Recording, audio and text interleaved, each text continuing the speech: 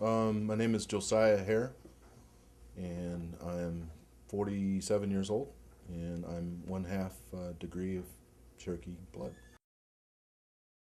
I was in the United States Navy. 6 years, 2 months. First duty station was San Diego, California, and then Whidbey Island, Washington.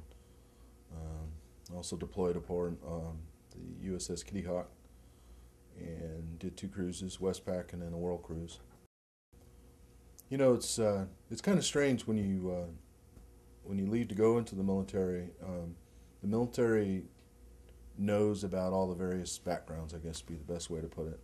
So in my company, I was the only native, but in our company we had blacks, Filipinos, people from the south to the north. I mean, it was just basically a melting pot.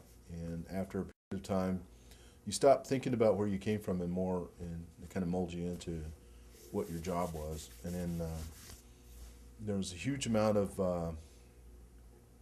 oh, what's the best way to put it? When you stop worrying about where your background was and you're more worried about your shipmates. And you could walk down the street, and to this day I still stay in contact with people I was in the military with. We have that common thread.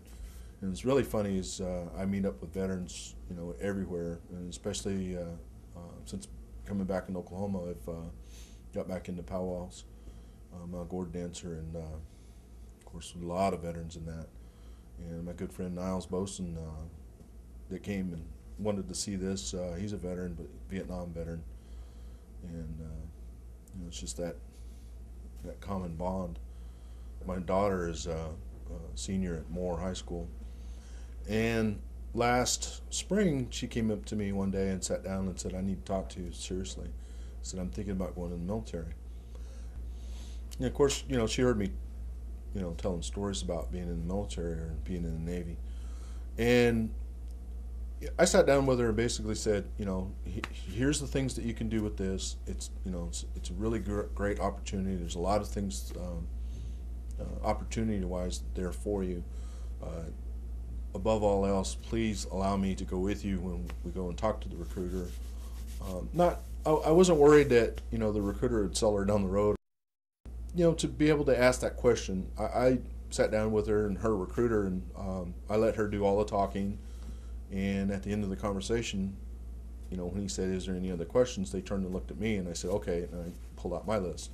So I guess the advice would be, listen to your brother, your uncle, your your grandfather, whoever, and ask their advice about it. But I highly recommend it. It's for a person that's not sure what they want to do with their life. It definitely gives you education, a career. I still work in the same career that I went into the military. Was an aviation electrician's mate, and I work at Tinker Air Force Base as an aviation electrician's mate. Right now I work on E-3 Century aircraft, repairing them and returning them back to what they call the warfighter. It's funny. I was born here. I was born at W.W. Hastings, the old hospital. My dad's full-blood, grandma, grandpa, all going all the way back. But the other side of me is, my mom is Caucasian. Well, on the birth certificate it says white. So I've actually seen both sides, and I've been both, I guess would be the best way to put it. Where I don't want to say I turned my back on, my Cherokee blood, but at the same time I wasn't around it. And when I've come back here, it's like riding a bike. It's always going to be with you. So for me, being a Cherokee, it makes me unique. There is only a few of us out of the whole population in the world. We have a history that goes far back in time. Language. We're still a living people. We're still here, despite all the things that have been put in our way. We always find a way to go around it over or whatever. So.